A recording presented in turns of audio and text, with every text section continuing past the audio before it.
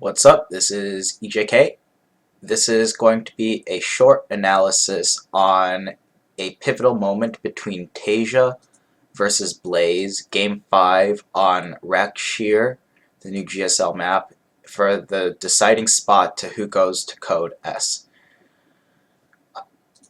This is a very cool technical push that we see from Taeja. A little backstory before the game begins. I'm just going to be covering the length of this push.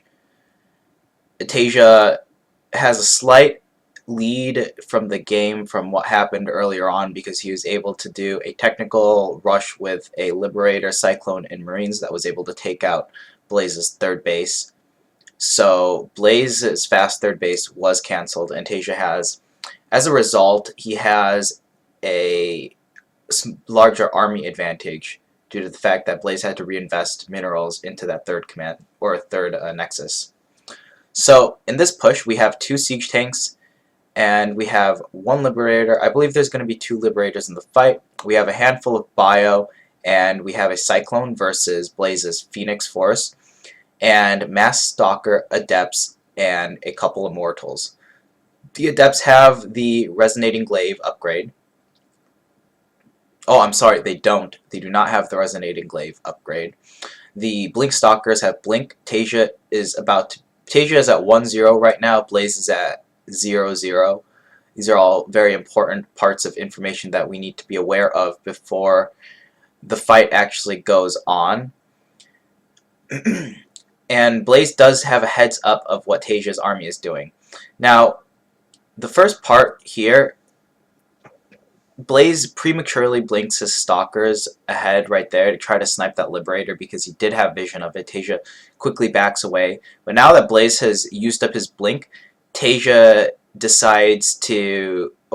able to decisively push forward against this force because blink is on cooldown. So we see Taeja trying to get as close as possible to that third base.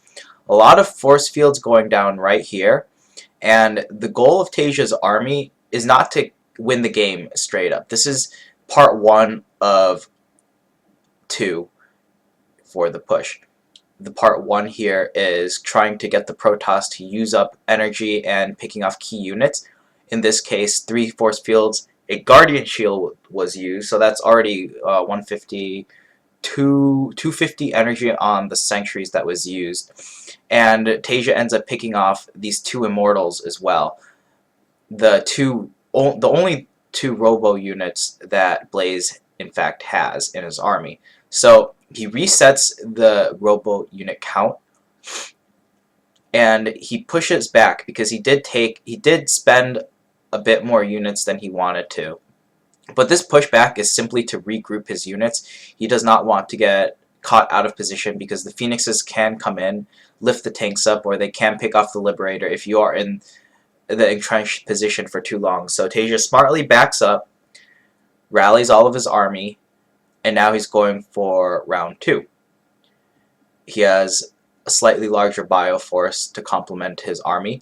He has, I believe, 2 more Medivacs, whereas Blaze has invested his Robo production time into Disruptors.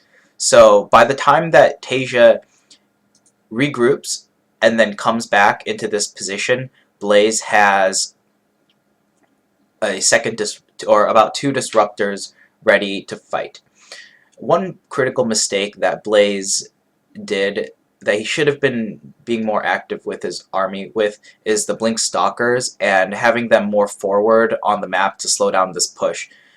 Being able to potentially pick off a Liberator or 2 with Blink Stalkers for free, or Medivac, or even some Bio units, and just forcing Taeja to stop for a little bit or to force a stim out before he wants a stim is very important to slowing down this big push by Taeja so that Blaze has more units. He's able to spend this money that he has and potentially have any upgrades finishing.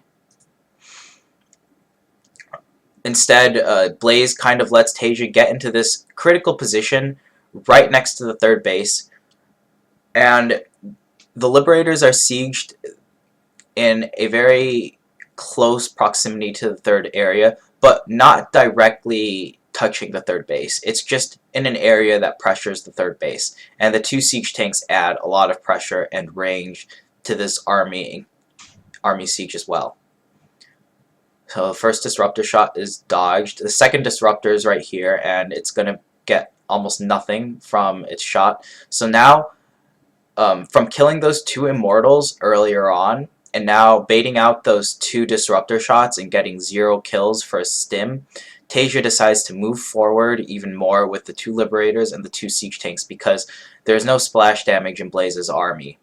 If Blaze had a disruptor left, Taeja would not have done this move. But instead we see him move forward, first the Liberator siege, then the siege tanks get placed down. The bio is protecting the siege tanks so that the Phoenixes can't easily pick up the siege tanks. And fighting without resonating glaives here was a very big mistake by Blaze. Not so much as a macro error, but a strategic error, not getting the resonating glaives as fast as possible. And that really costed him the game.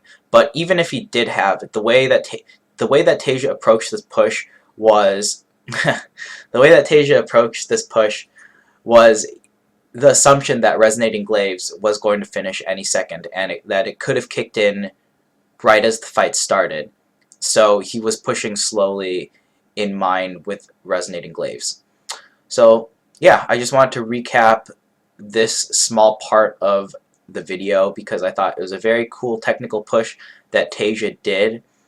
2 parts to it, and just systematically shaving away small parts of Blaze's Protoss army and being able to force an engagement because Blaze simply could not wait any long. Well, I guess he probably could have waited a little bit longer to try to wait for resonating glaives to finish, but Taeja was at the third base and he did have an entrenched position, and Blaze decided to attack right before the Liberators and the siege tanks sieged up, which isn't a bad move to do for him.